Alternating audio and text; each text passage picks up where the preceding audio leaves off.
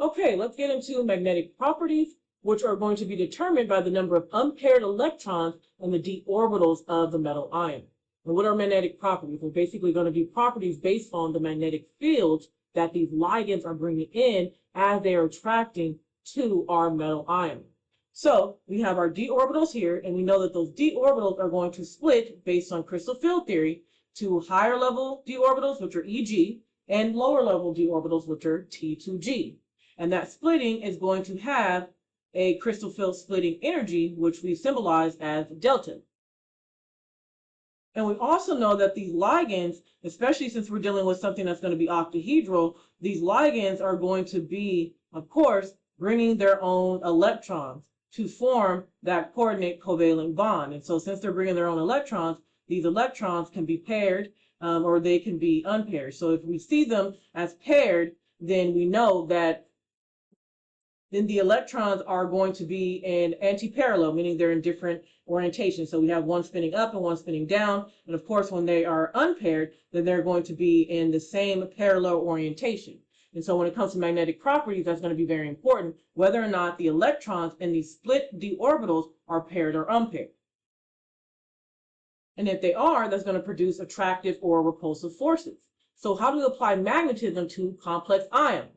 Well, all going to be based on the number of electrons in the d orbitals. So let's just say that we have 4 electrons in the d orbitals here, and then we have our 6 ligands, because we usually are dealing with octahedral, are going to start attacking these 3 orbitals or approaching the d orbitals to form these coordinate covalent bonds.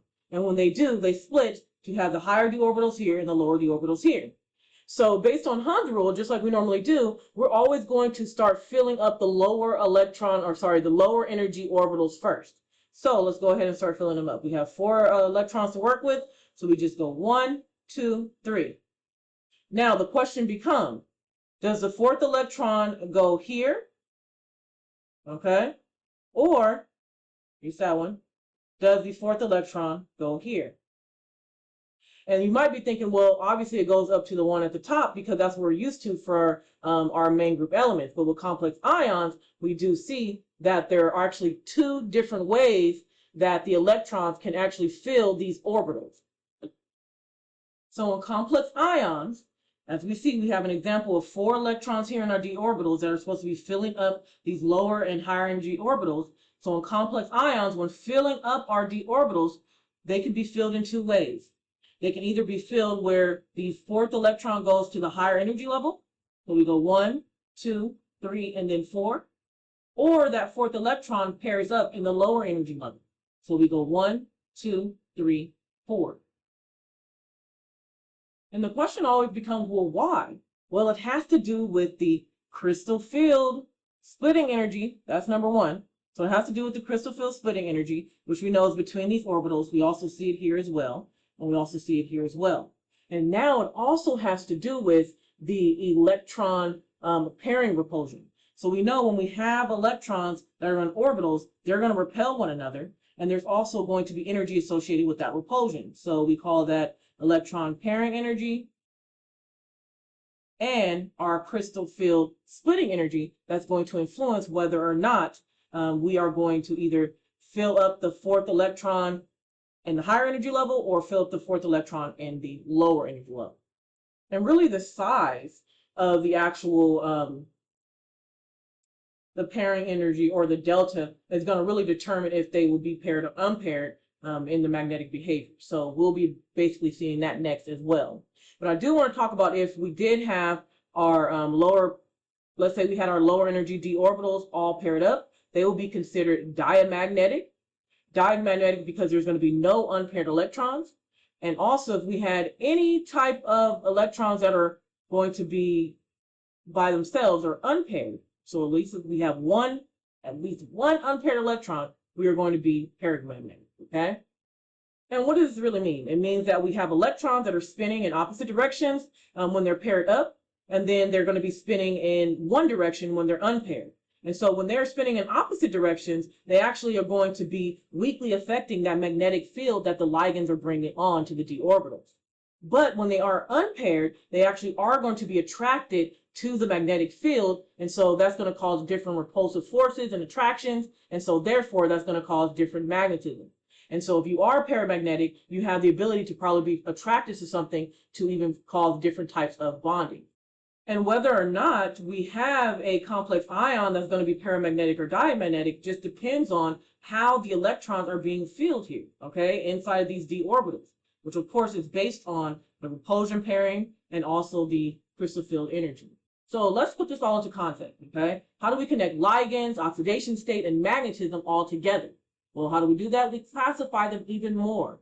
So you see how we definitely have crystal field energy being involved here? Well, we know ligands are going to help us control that gap. So we actually get to connect ligands to how these electrons are pairing up or not pairing up. Now we want to use our relationship of electron pair repulsion energy and crystal field energy to help us understand how weak field and strong field ligands connect to fill in d orbital electrons and therefore help us understand magnetism and octahedral geometry. So let's go ahead and use our 4d orbital electrons as an example like we did before. So we're going to fill our lower energy electrons in this weak field ligand here. And we know with a weak field ligand, they have a very small delta or crystal field. So when you have your fourth electron, instead of pairing it up, it's going to want to jump to a higher orbital. Why? Because it's easier to overcome this crystal field energy than it is to pair up these two electrons with one another. So in this situation, the electron pairing energy is going to be greater than the crystal field energy. And so we have a situation called high spin. High spin simply means complexes that are going to have the maximum number of unpaired electrons. And of course, if we have unpaired electrons, then we are dealing with things that are going to be paramagnetic. Okay? Now, of course, we can have the opposite with strong field ligands. We know strong field ligands are going to have larger crystal field energies. Okay, so when we have our 3 electrons that we're going to fill in the lower energy, 1, 2, 3, it's actually easier for us to fill the fourth electron and stay in the lower energy orbitals instead of trying to overcome the high, large crystal field energy here. So in this situation, the electron pairing energy is going to be less than the crystal field energy.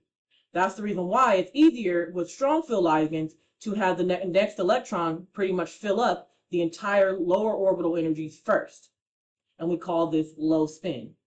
Low spin because they say in the lower energies, they fill them up first, and then they go ahead and fill up the high spin or the higher energies. Okay, folks?